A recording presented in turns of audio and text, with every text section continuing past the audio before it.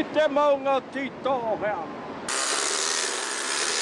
What I'd like to do is, every Monday we'll have a session after lunch just to make sure we're on track.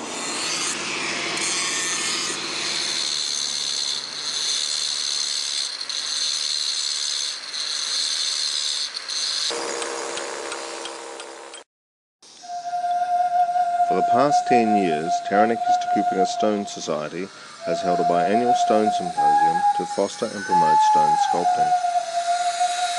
Hello, my name is Mark Bellringer. Join me as I explore Taranaki's Festival of Stone.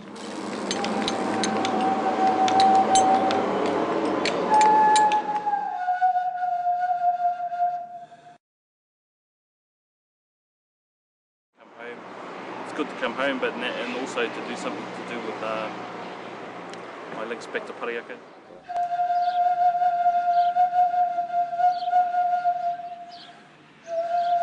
My mother grew up there, and I was born and grew up there. She moved away as a teenager, and as she put it, the only times that she made her way back home was for either special or sad occasions. 93 was really the first experience I had to actually see and experience the way that Parihaka worked and the people, home people there.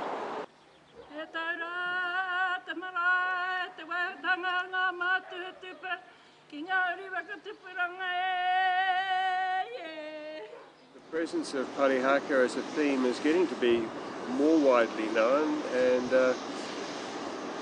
I think it's deserving of huge acknowledgement and almost mythic place in New Zealand history.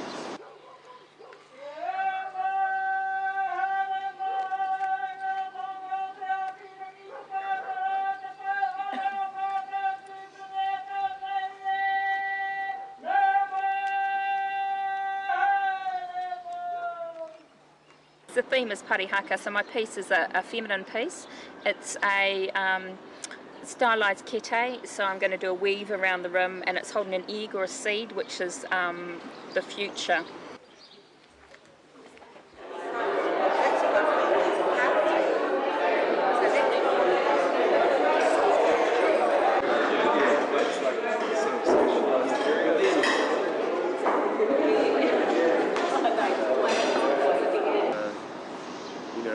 It's a huge original statement about the peace thing that New Zealand likes to exhibit, you know, right through to the nuclear-free notions and all of that. I mean, the fact that there were the origins of genuine pacifism right here, you know, it's so continuous with where we're at now. It's an amazing thing. A greeting from Kupenga now that we're at the coal face, so to speak, the andesite face. It's great to have you all here and to have the event going. The thing about these symposiums is there's 3 or 4 ways that they occur. You know, one is the commercial venture.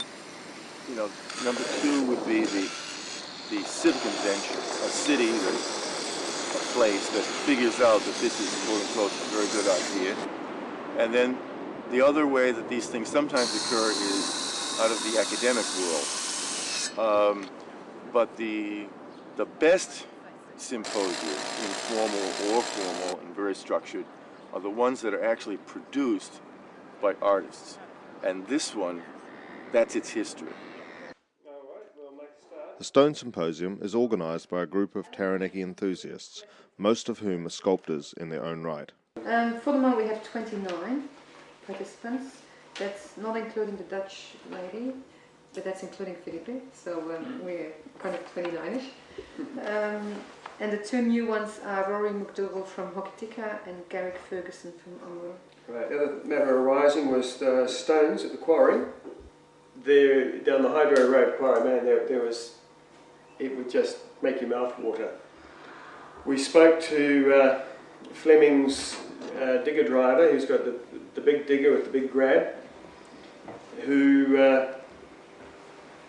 you know, he was loading the Fleming's truck at the time, and Fleming's, of course, have agreed to cart the the rocks for us for free as one of our sponsors.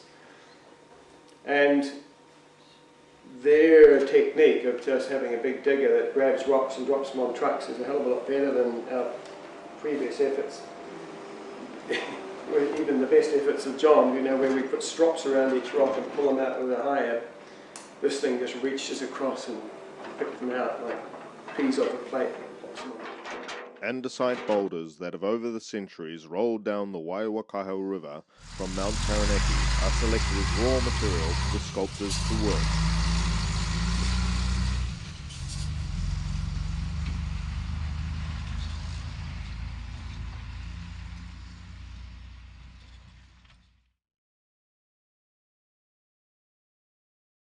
In art terms, I love the painting and I love the printmaking and the drawing and that whole thing, but there was always an area that was left unchallenged. And when I started to carve this stuff, that's when it came together, bang. I've done a bit of metal, done bone and done jewellery, but I really prefer stone.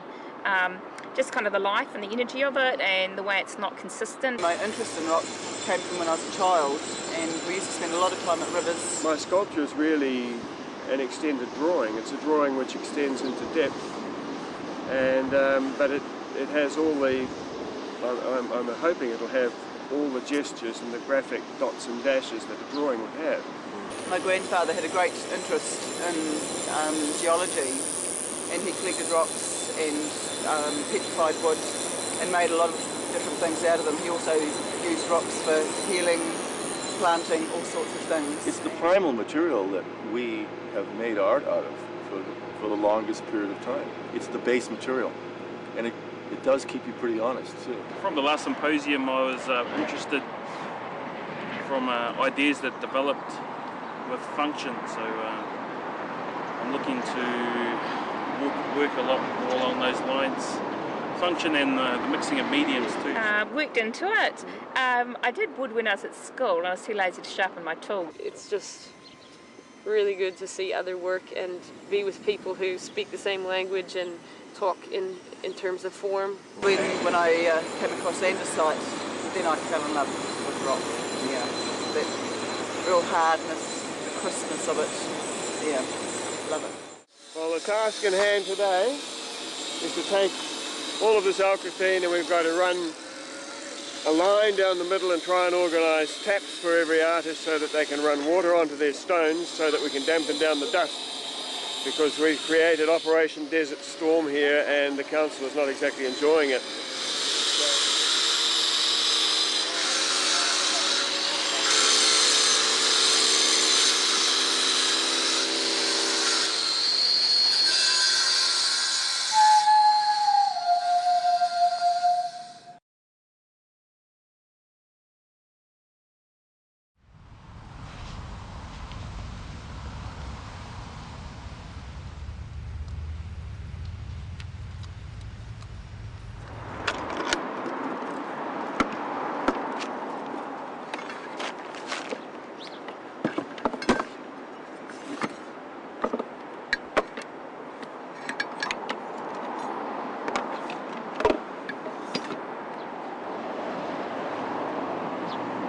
What's all this gear you've got? Why so many grinders? Well, I will go and buy the cheap ones, won't I? And, so yeah, you just have a lot and hope one or two of them keep going.